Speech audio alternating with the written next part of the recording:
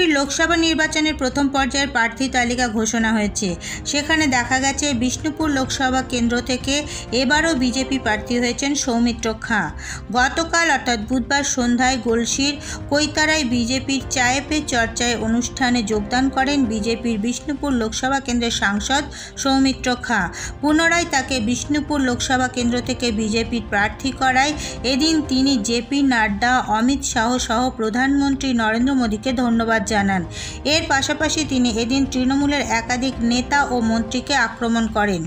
এছাড়াও বাম নেত্রী মীনাক্ষী মুখার্জিকে বাচ্চা মেয়ে বলেও সম্বোধন করেন। সৌমিত্র খাঁ তৃণমূল নেতা দেবু টুডুর উদ্দেশ্যে বলেন, আমি ওনাকে একজন আদিবাসী নেতা হিসাবে শ্রদ্ধা করতাম, এখন তিনি মহা চোরে পরিণত হয়েছেন। এছাড়াও তিনি তৃণমূলের দুষ্কৃতীদের উদ্দেশ্যে সাবধানবাণী শোনান এবং বলেন, অনুব্রত জেলে রয়েছে, শাহজাহান জেলে ঢুকবে, আপনারাও যেন ঢুকে না যান। এছাড়াও এদিন তিনি তৃণমূল বিধায়ক খোকন দাসকে কটাক্ষ করে বলেন, হাইকোর্টে কেস শুরু হয়েছে, আপনিও ঠিক সময় ঢুকে যাবেন। সাংসদ সৌমিত্র খাঁ এদিন আশা প্রকাশ করেন তিনি এবার 2 লক্ষেরও বেশি ভোটে জয়লাভ করবেন এবং বিজেপির প্রার্থীরা বাংলায় 35টি আসনে জয়লাভ করতে চলেছে। ভারতীয় জনতা পার্টি কাজের মূল্যায়ন দেখে আমার প্রার্থী করেছে, তার জন্য আমি গর্বিত। একজন কর্মী হিসাবে আমি জগৎ প্রকাশ নাড্ডাজি, অমিত শাহজি এবং সর্বোপরি আমাদের দেশের প্রধানমন্ত্রী নরেন্দ্র মোদীকে ধন্যবাদ জানাই। তারাই আমাকে আবার কাজ করার সুযোগ দিয়েছে, মানুষের পাশে থাকার সুযোগ দিয়েছে। জয়ের ব্যাপারে কতটা আশাবাদী? 100% আমরা জিতবো।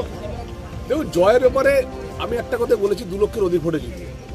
কারণ এখানে তৃণমূল কংগ্রেসের কোনো ব্যাপার নেই। তৃণমূল কংগ্রেস পঞ্চায়েতে ভোট দিতে দেয়নি। সন্দেশখালীতে যেভাবে মেয়েদের উপর অত্যাচার করেছে মানুষ দেখেছে। সমস্ত ভোটই ভারতীয় জনতা পার্টি পাবে। অনেক বাচ্চা মেয়ে, মীনাক্ষী মুখার্জি বক্তব্য ভালো দেয়, কিন্তু রাজনীতির কোনো অভিজ্ঞতা নেই, তাই বাচ্চা মেয়ে। আমি শুধু একটা কথাই বলবো, গণতন্ত্রের গণশক্তি পত্রিকাও এদিকে বড় বড় কথা বলে, কিন্তু গণশক্তি পত্রিকাটাও আজকে কীভাবে চলে তাদের কোনো এজেন্ডাই নেই। ওদের কি এজেন্ডা সেটাই তাকে ভাবি। ওরা সবসময় বলছে যে কেন্দ্রীয় সরকার, রাজ্য সরকার, আরে নিজেদের লজ্জা করা উচিত। ওরা পোকড়া খেতে যায় নবান্নতে, বিমানবন্দর পোকড়া খেতে যাচ্ছেন নবান্নতে।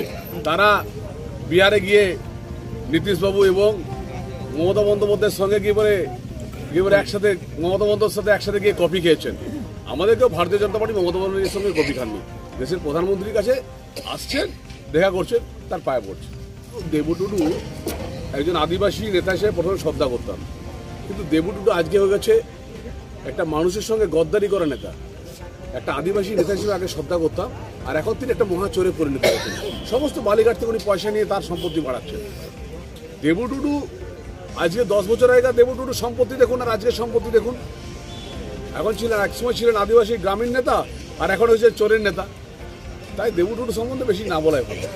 একটা কথাই বলছি, প্রধানমন্ত্রী 42 আমাদের টার্গেট দিয়েছেন, আমাদের 35 আমরা ক্রস করব, এটাই আমরা বলছি। একটা কথাই বলবো, বাড়ির মহিলাদেরকে পিঠে বানানোর জন্য যেভাবে রাত্রিতে ডেকে নিয়ে যাচ্ছে তৃণমূল কংগ্রেস নেতারা, এর বিরুদ্ধে সোচ্চার জবাব দিন। আর যারা তৃণমূলের দুষ্কৃতী আছে তাদেরকে বলবো, ঠান্ডা হয়ে যান। অনুব্রত জেলা আছে, শাহজাহান ঢুকে গেছে, ঠিক আপনারা যেন না ঢুকে যান। এখানে অতি শীঘ্র দেখতে পাবেন, আপনারা দেখতে পাবেন এখানে সবচেয়ে বড় নেতা খোকন না কি নেতা আছে না, খোকন না নটন, খোকন দাস। ওই খোকন দাসকে বলে দেবেন একটা কথা, অনেক বড় বড় কথা বলতেন, অনেক সৌমিত্র খাঁ নিয়ে কথা বলতেন, শুভেন্দু অধিকারী কথা বলতেন। কিছুদিন ওয়েট করুন, হাইকোর্টে কেস শুরু হয়েছে, আপনি ঠিক সময় ঢুকে যাবেন।